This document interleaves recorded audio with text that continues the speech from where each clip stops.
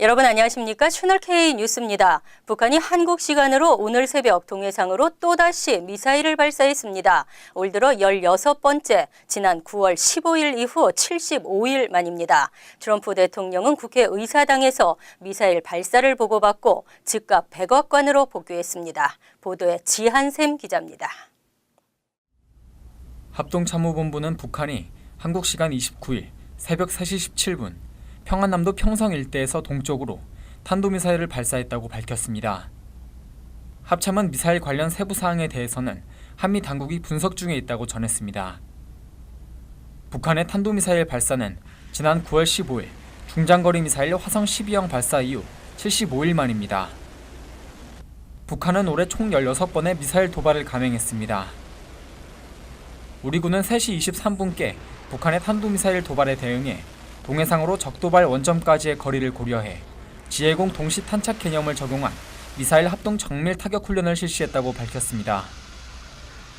미국 국방부도 오늘 오후 북한이 미사일 발사를 탐지했다고 발표했으며 CNN 등 주요 외신들은 미사일 발사 소식을 긴급 보도했습니다. 트럼프 대통령은 국회의사당에서 공화당 지도부와 회의를 하던 중 북한 미사일 발사 소식을 보고받은 것으로 알려졌습니다. 트럼프 대통령은 백악관 기자들에게 북한 문제는 우리가 다뤄야 할 상황이라고 말한 것으로 알려졌습니다. 채널K 뉴스 지한샘입니다.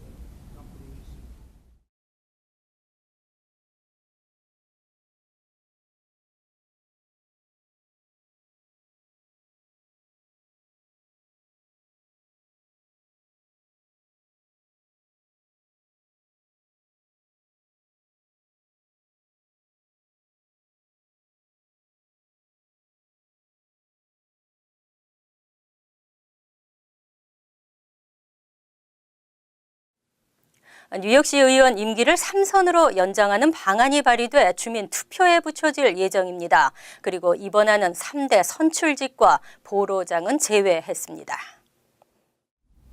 주만희 윌리엄스 시 의원은 시 의원의 임기를 현행 2선에서 3선으로 연장하는 조례안을 발의할 예정입니다. 4년 임기를 2번 할 수 있는 2선제는 2008년 3선으로 개정됐지만 다시 2010년 2선으로 제한하면서 현재 시행되고 있습니다.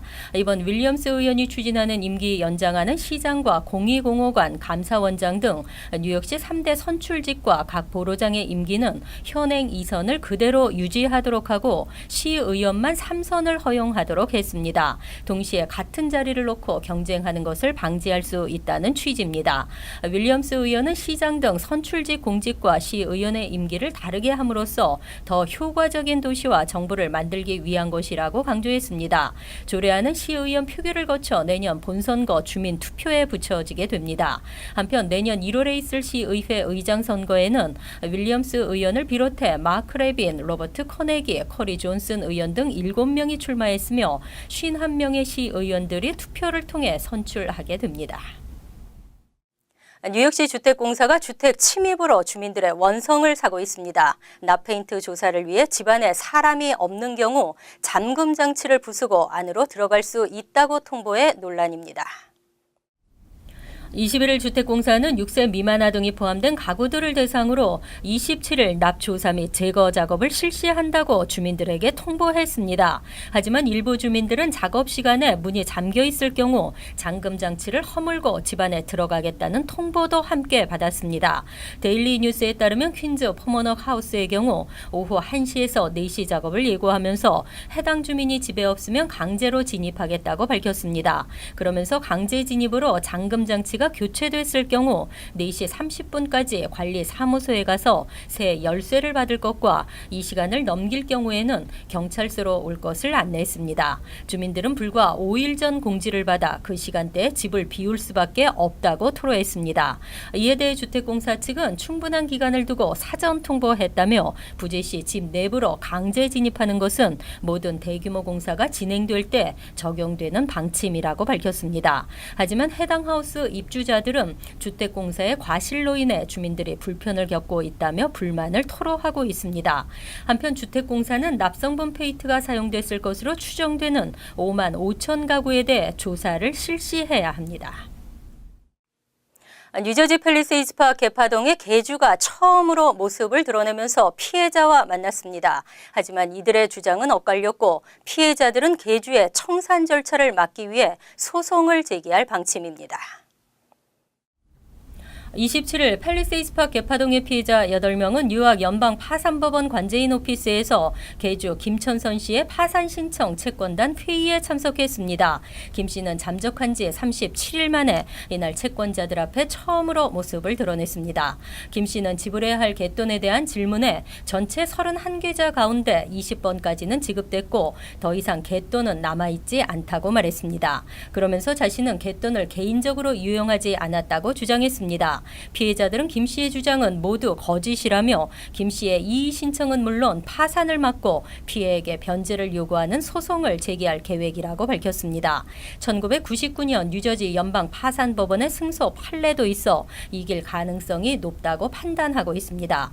김 씨는 또 이 자리에서 현재 자신은 무직 상태이며 남아있는 재산이 없다고 주장하고 채무액 18만 8천 달러도 더 이상 변제할 능력이 없다고 진술한 것으로 전해졌습니다. 김 씨의 변호사 김영석 씨는 개원 중 갯돈을 받고 일부가 잠적하는 바람에 나머지 갯돈을 채워넣기 위해 개인적으로 돈을 빌리면서 감당하기 어려워 파산을 신청한다고 말했습니다. 피해자들은 의도적 사기 행각이라며 목소리를 높였습니다.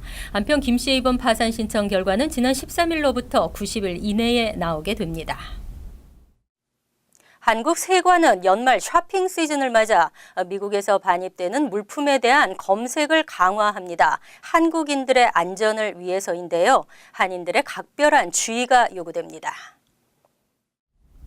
인천공항 세관은 연말연시를 맞아 미국 등 해외에서 한국으로 배송되는 물품 전반에 걸쳐 통관 심사를 강화할 예정입니다. 이는 한국민들의 건강과 안전을 위해 미리 위험 요소들을 제거하려는 취지입니다. 총영사관 측은 블랙 프라이데이부터 크리스마스 직전까지 미주에서 한국으로 배송되는 특송 물품이 급증하는 시기라며 의약품, 건강 보조제 등 세관 규정을 정확히 준수해 배송해야 한다고 강조했습니다. 배송 서류 작성 시에는 품명과 수량, 가격 등을 정확히 기재해야 하고 옷이나 핸드백 등이라고 적기보다는 구체적으로 적는 것이 좋습니다. 그렇지 않을 경우 리스트 재발송을 요청받거나 벌금을 부과받을 수도 있습니다. 비타민은 최대 6병까지 배송이 가능합니다. 또 200달러 미만의 상품 경우에는 영수증을 첨부하는 것이 좋고 200달러 이상을 초과하는 물품은 수취인의 개인 통관 고유 번호를 기재해야 통관 지연을 막을 수 있습니다. 한국 세관의 통관이 강화되는 만큼 발송 시기를 넉넉히 잡아 크리스마스에 늦지 않도록 맞추는 것도 조언됐습니다. 부채 허덕이는 밀레니얼 세대는 빚만 해결할 수 있다면 자신에게 중요한 그 무엇도 다 포기할 수 있다고 답했는데요. 젊은 층의 부채, 그만큼 그들의 앞길을 막고 있습니다. 1980년대 초에서 2000년대 후반 출생한 밀레니얼 세대의 40% 이상은 부채만 탕감된다면 자신의 각종 권리를 포기할 수 있다고 최근 여론조사에서 답했습니다. 이들은 빚을 탕감해주면 투표권도, 우버 이용도, 외국 여행도, 1년간 문자나 모바일 메시지 사용도 포기할 수 있다고 밝혔습니다. 5년간 부모와 함께 살 용의가 있다고 답한 사람도 27%에 달했습니다. 49.8%는 빚 탕감을 받는다면 다음 두 차례의 대선 투표권을 포기할 수 있다고 답했습니다. 여론조사기관 크레더블 서베이가 지난 9월 500명의 밀레니얼 세대를 상대로 조사한 결과입니다. 뉴스맥스는 밀레니얼 세대의 절반 가까이가 두 차례의 대선 투표권을 포기할 정도로 부채 상환의 필사적임을 보여준다고 불의했습니다. 실제 미국인 4,230만 명이 상환해야 할 연방 학자금 부채 규모는 1조 3,300만 달러에 달하며 1인당 평균 17,000달러에 달하고 있습니다. 풍요롭다는 미국에서도 최소한의 식비 감당이 어려운 사람이 있습니다. 퀸즈 주민 12명 가운데 1명은 끼니 걱정을 하는 것으로 나타났습니다. 퀸즈 주민의 7.8% 23만 4,023명이 배고파도 음식 살 돈이 없는 것으로 비영리 단체 헝거프리 아메리카의 최근 조사에서 나타났습니다. 그리고 이 식비 부족 현상은 일반 성인보다 어린이와 노인 인구에서 더 높게 나타났습니다. 퀸즈 지역 전체 어린이의 10.3%인 6만 3,798명은 식비 부족 가구에 속했으며 전체 노인 인구의 8.8%도 충분한 식비가 없는 것으로 나타났습니다. 뉴욕시 전체적으로는 13.9%에 해당하는 110만 명이 배고픔에 시달리고 있는 것으로 조사됐습니다. 보로별로는 맨해튼이 13명 중 1명, 브루클린은 9명 중 1명, 스태튼 아일랜드는 8명 중 1명이 식비 조달에 어려움을 겪는 것으로 나타났습니다. 뉴욕주에서는 250만 명이 굶주림을 겪고 있으며 뉴욕주와 뉴욕시에서 식비를 걱정하는 사람들의 비율은 전국 평균보다 높은 것으로 조사됐습니다. 20세기 세계화 물결 속에 전 세계 사람들은 풍요 속 미국으로 건너왔습니다. 이제는 가장 부유하다는 나라에서도 빈곤의 그림자가 커지고 있습니다. 헝거프리 아메리카 최고 경영자는 더 많은 일자리와 최저임금 인상이 이루어지지 않는다면 일을 하면서도 끼니를 걱정하는 노동자들은 계속 늘어날 것이라고 지적했습니다. 마리화나 사용을 찬성하는 사람들은 마리화나가 음주보다 안전하다고 주장합니다. 뉴욕주 재정 위기를 위해 기호용 마리화나를 합법화해야 한다는 주장이 절반을 넘었습니다. 2018에서 19 회계년도 뉴욕주는 약 44억 달러에 달하는 재정적자 위기에 직면할 것으로 예측됐습니다. 이에 최근 마리화나 팔러시 프로젝트 파운데이션은 21세 이상 성인을 대상으로 뉴욕주 재정 위기를 극복하기 위해 기호용 마리화나 사용에 대한 의견을 물었습니다. 기호용 마리화나 합법화에 찬성한다는 답변은 62%, 반대는 28%로 나타났습니다. 반대하는 이들은 주 재정적자는 판매세나 소득세, 통행료 인상 등으로 극복해야 한다고 주장했습니다. 마리화나 팔러시 프로젝트 파운데이션은 이번 결과에 큰 의미를 부여하며 음주보다 안전한 마리화나 사용의 합법화를 방해하는 행위는 즉각 중단되어야 한다고 주장했습니다. 현재 연방정부는 마리화나 재배, 판매, 사용을 불법으로 규정하면서도 주정부의 자율성을 부여하고 있습니다. 의료용으로만 허용하는 주는 28개 주, 오락용으로도 허용하는 주는 8개 주입니다. 지난 8월 뉴욕주 의회는 오락용 마리화나 합법화 법안을 발의했지만 공화당의 반대로 계류 중이고 쿠오모 주지사도 반대 입장을 밝힌 바 있습니다. 뉴저지에서는 필 머피 주지사 당선으로 오락용 마리화나 합법화에 한 걸음 다가서고 있는 것으로 알려졌습니다. 뉴욕시 버스는 전국 대도시 중 가장 느린 것으로 나타났습니다. 지연 운행은 물론 운행 노선도 합리적이지 못하다는 뉴욕시 감사원 분석 결과가 나왔습니다.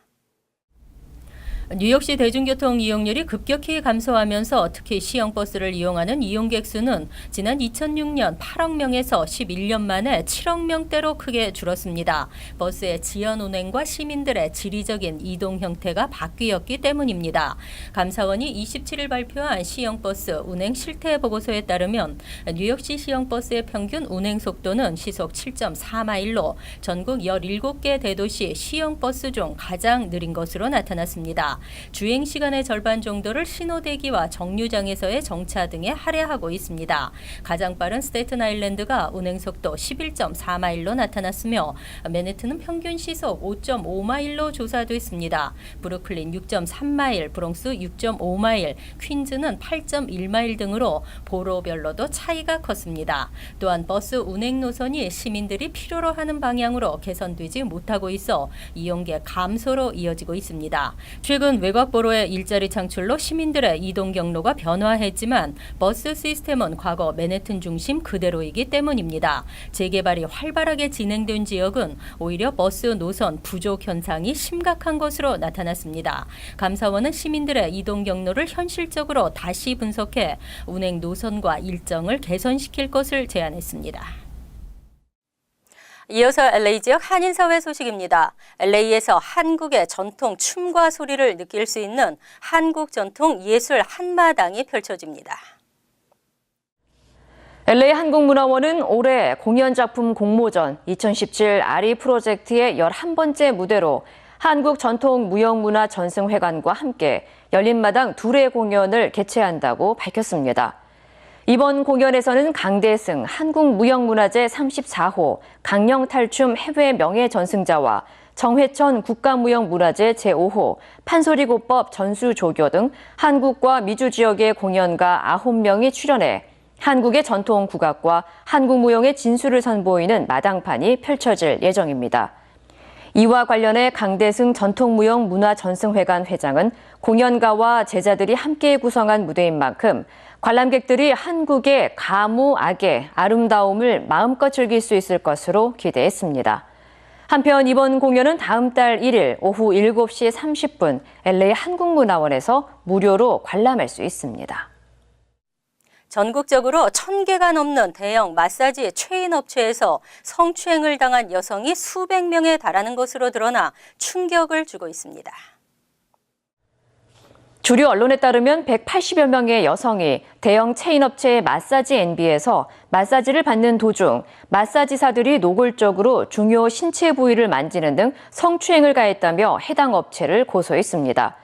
피해 여성들은 마사지사에게 성추행을 당한 이후 해당 지점 관리자에게 행위를 알리고 조치를 취할 것을 요구했지만 업체 측은 문제 직원을 그대로 고용하는 등 고객들의 항의에 즉각적인 대응에 나서지 않았다며 마사지 N비는 성범죄의 공범 역할을 했다고 지적했습니다. 이번 사건에 대해 마사지 N비 측은 고객들의 안전과 전문적인 서비스 제공을 우선으로 하는 만큼 내부 조사를 통해 문제 지점에 대한 책임을 물을 것이라고 밝혔습니다. 앞서 지난 21일 LA 카운티는 성범죄와 인신매매의 온상지로 변질되고 있는 마사지 업소에 대한 정기적인 단속을 강화하는 내용의 조례안을 통과시킨 바 있습니다. 간추린 소식입니다. 2017년 올해의 단어로 컴플리시트가 선정됐습니다. 컴플리시트는 좋지 못한 일이나 의혹이 있는 사건에 연루됐을 때 쓰는 부정적 단어입니다. 컴플리시트는 트럼프 대통령의 장녀 이방카의 백악관 선임 고문 스칼릿 조앤슨이 코미디쇼에서 풍자한 향수 이름, 그리고 이방카 자신이 컴플리시트가 어떤 의미인지 모른다라고 말하면서 화제가 됐으며, 최근에는 정치권의 성희롱 파문에서 사용이 급증했습니다. 27일 오전 한인 학생들도 다소 제약하는 퀸즈 베이사이드의 벤자민 카도조 고등학교에 폭발물이 설치됐다는 테러 협박 이메일이 접수됐습니다. 경찰은 즉시 학생과 교직원을 긴급 대피시키고 학교를 폐쇄했으며 학교 내부를 수색했습니다. 하지만 폭발물은 발견하지 못했고 1시간 후 학교는 다시 개방돼 정상 수업을 진행했습니다. 경찰은 폭발물 테러 협박에 대해 조사 중입니다. 지난 23일 오전 11시쯤 뉴욕주 업스테이트 인디언 포인트 원자력 발전소 통제구역 안으로 한인 여성 2명과 중국계 여성 1명이 무단 침입해 체포됐습니다. 이들은 허드슨밸리를 따라 경치를 구경하다 길을 잃어 통제구역까지 들어갔다고 진술했습니다. 경찰 조사에 따르면 박 씨는 캐나다 브리티시 컬럼비아에 있는 한 대학에서 미술을 가르치고 있으며, 함께 체포된 장 씨는 박 씨의 제자로 나타났습니다. 38세의 신원이 밝혀지지 않은 한 여성이 성매매 혐의로 경찰의 체포를 피하려 3층 창문에서 뛰어내렸다가 숨졌습니다. 숨진 여성은 지난 25일 오후 7시 30분쯤 플러싱 중국계 마사지 팔러에서 함정 수사를 펼치던 사법경찰에게 현금을 받고 성행위 제공을 합의한 것으로 알려졌습니다. 뉴욕시 부검서는 현재 중국계로 추정되는 이 여성의 사인을 조사 중입니다. 환율과 증권 소식입니다.